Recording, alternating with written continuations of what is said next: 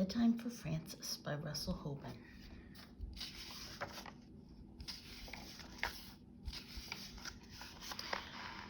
The big hand of the clock is at 12.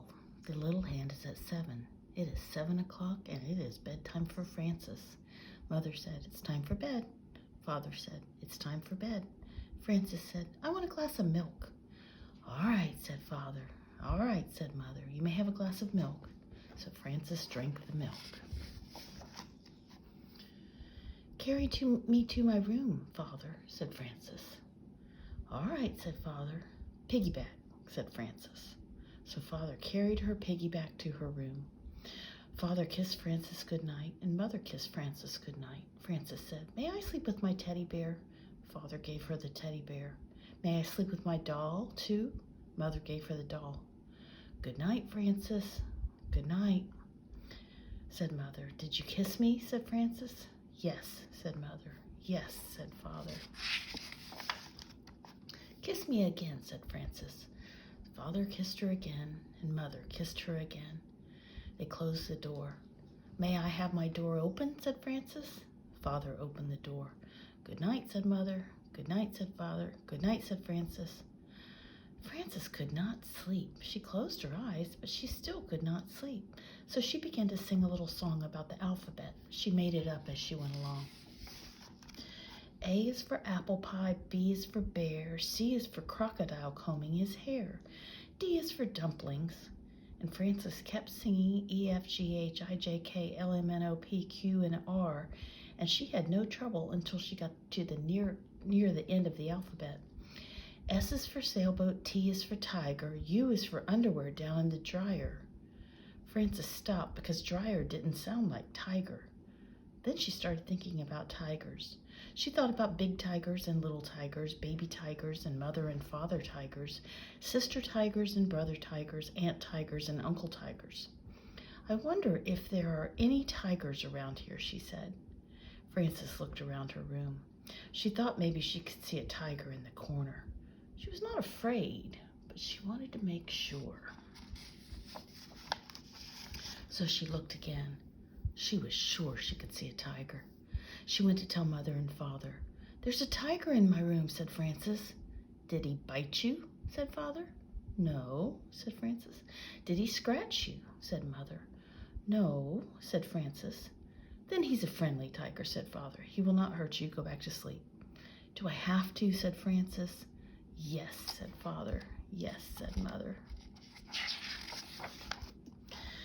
Father kissed her and Mother kissed her, and Francis went back to bed and finished her song on the way. She closed her eyes again. She still could not sleep. Francis opened her eyes and looked around. She saw something big and dark. "Giants are big and dark," she thought. "Maybe that's a giant. I think it is a giant.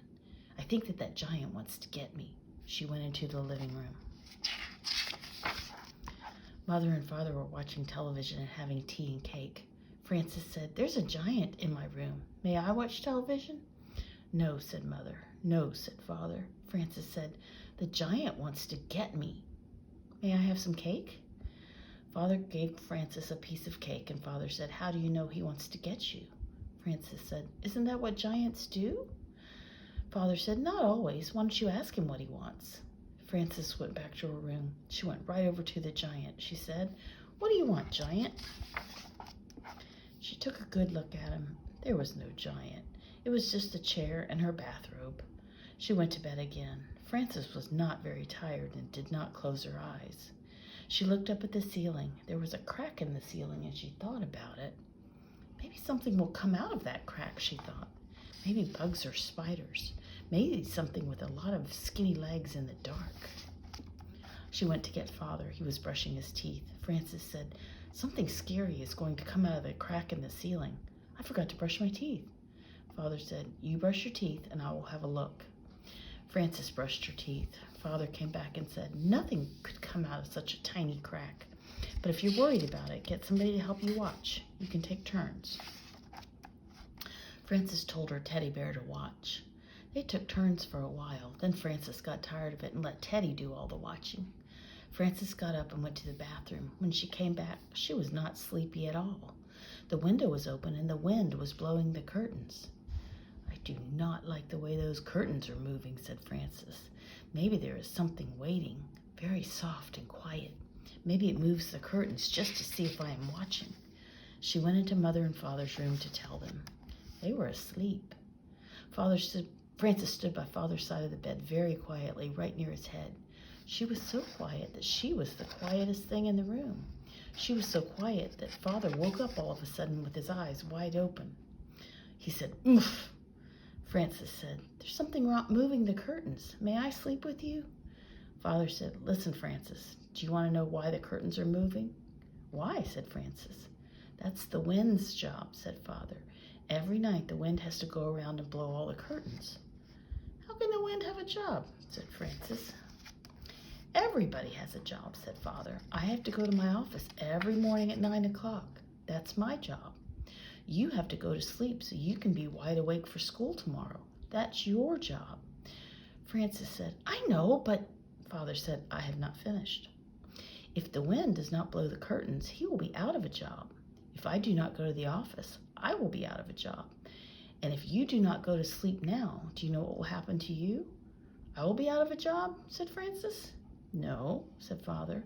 "I will get a scolding," said Frances. "Right," said Father. "Good night," said Frances, and she went back to her room. Frances closed the window and got into bed. Suddenly there was a noise at the window. She heard a bump and a thump. "I know something will get me this time," she thought. She jumped out of bed and went to tell Mother and Father. When she got to their door, she thought about it some more and decided not to tell them. She went back to her room. Frances heard the noise at the window again. She pulled the covers over her head. "I wonder what it is," she thought. "If it's something very bad, Father will have to come and chase it away."